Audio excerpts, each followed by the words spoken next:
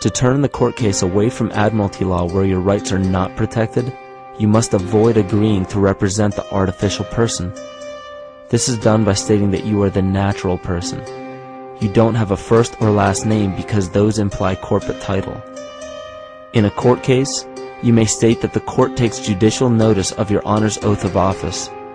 Every judge must take an oath of office to practice law, yet you must make it clear to the court and the jury that the judge is acting as judge and not banker. Remember that you are a natural human being of the earth. You are not governed by anything but your own consciousness. Laws are created within a society. The society that created the laws we see being enforced today is called the Law Society. Yet the most beautiful part of this entire deception is the fact that we are not part of the Law Society, so their laws do not apply to us. Judges, lawyers, and law enforcement officers, they're all part of a society.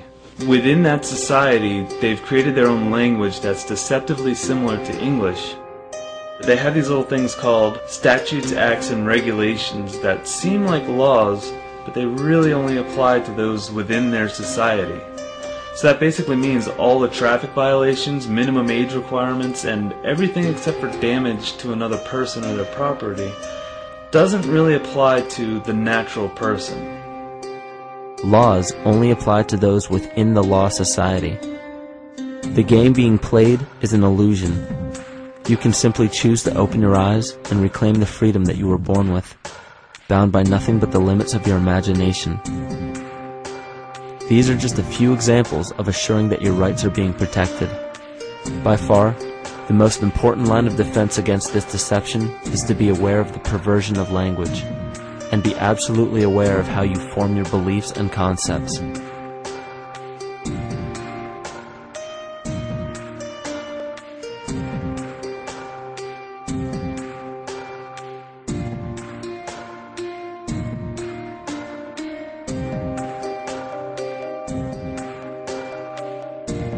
In all forms of the perversion of language, there is a mirror reflection of this in the microcosm of the psyche.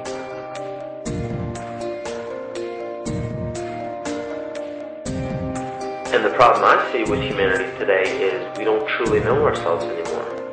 We have the 9-to-5 job, we have the house, the children, the bills, the television, the hobbies, and the errands that we run every single day, and we eventually begin to believe that this is who we are.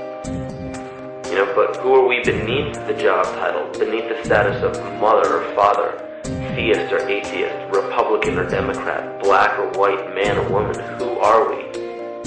Who are we deep down inside? We don't know, because every time we hear an answer that we don't want to accept about ourselves, we deny it. We'll pass it off and project it onto somebody else and judge them for it. This is repression. And we see what repression can do to us on an individual level, but what about on a collective level of humanity? What happens when the whole world refuses to see what they truly are on the inside?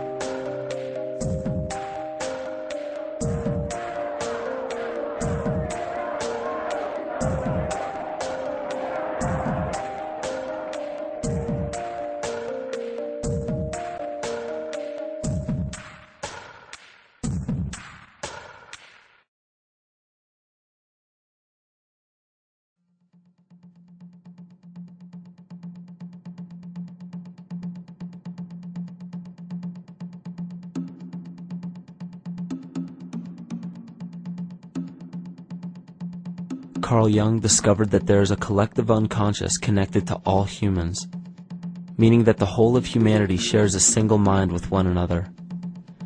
This is evident in the world through accounts of shared mythology and symbols, the study of morphic fields, and with the science of kinesiology. This collectivity is a global example of the unconscious mind of the human body, in which trillions of cells share a similar signal. This parasite, called our false ego, requires a continuous flow of sustenance to survive. Food, fuel, and any other form of sustenance is energy. Human consciousness is an electromagnetic field of energy. When this potential energy is utilized, it then releases kinetic energy, which is used to perpetuate the false ego. This scenario occurs in the smallest parasitic organisms, all the way to a collective organism called humanity. A parasite will release chemicals that cause the host to crave the sustenance that the parasite needs to survive. As long as the host is unaware, it will keep feeding the parasite and starving itself. In a similar way, Wilhelm Reich stated that whole societies suffer from a psychosis caused by starving our organic biological impulses. He states that sexual suppression supports the power of the church, which has sunk very deep roots into the exploited masses by means of sexual anxiety and guilt. It engenders timidity towards authority and binds children to their parents. This results in adult subservience to state authority and to capitalistic exploitation. It paralyzes the intellectual critical powers of the oppressed masses because it consumes the greater part of biological energy. Finally, it paralyzes the resolute development of creative forces and renders impossible the achievement of all aspirations for human freedom. In this way, the prevailing economic system, in which single individuals can easily rule entire masses, becomes rooted in the psychic structures of the oppressed themselves. What Reich was showing in this powerful quote is that on a collective level, the suppression of a natural function, whether biological, spiritual, or emotional, will result in an abnormal reaction, a psychic disease. This illness or disease is reflected into the masses through a collective unconscious and acts as an epidemic. Humanity is plagued with an incapacity for freedom, meaning that people en masse lack the ability to govern themselves on a psychic level, and this manifests in the macrocosm as government and organized religious powers, thus opening the throne, our national and individual throne, to anyone and anything.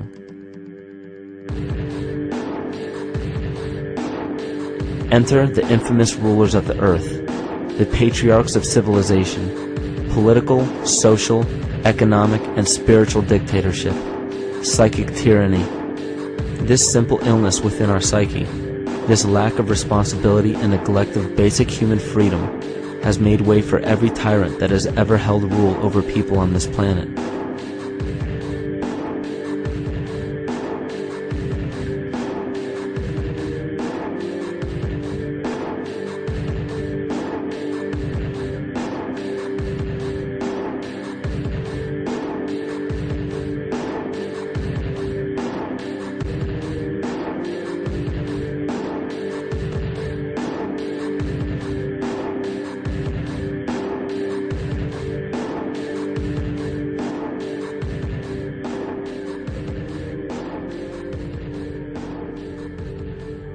But these oppressive tyrants that are demonized by the masses are no different than us. In fact, they are one with us. In the book The Prophet by Khalil Gibran, he poetically states, "I say, as the holy and the righteous cannot rise beyond the highest which is in each of you, so the wicked and the weak cannot fall lower than the lowest which is in you also." Every one of us has the capability to commit the most horrifying sin or show the most beautiful compassion to our fellow man. This is the very definition of an illness within the psyche and soul of man.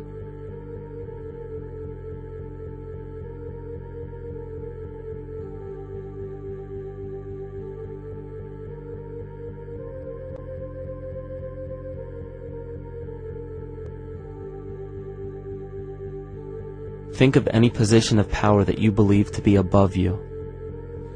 Royal families, government leaders, the United Nations, financial organizations, corporate monopolies, and media juggernauts. These are all facets of our false ego. They are the physical advent of our own sickness. They require our conscious participation, our conscious energy to survive. Because without our cooperation, without supplying them with the sustenance of complicity, they starve.